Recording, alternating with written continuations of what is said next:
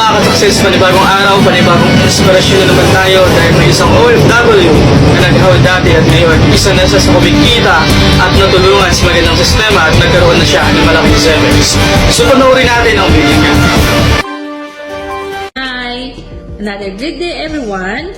Ako nga pala si Lisa Fernando, 24 years ng OFW and right now nandito sa bansang UAE for the second time.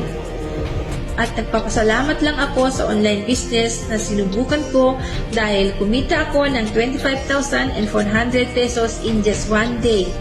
At nagpapasalamat din ako sa aking mentor na si Mentor Jeronimo Roy na isa sa mga taong pinagkakatiwalaan ko na siyang nag-guide sa akin at nagtuturo sa akin kung paano ito gawin at kung paano kumita habang nasa abroad.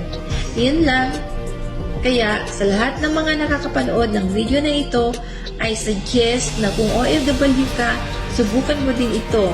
Gawin mo din. Kasi ako sumubok lang and naniniwala ako na talagang itong opportunity na ito ang siyang makakapag-for good na sa atin. At syempre, thank you so much everyone.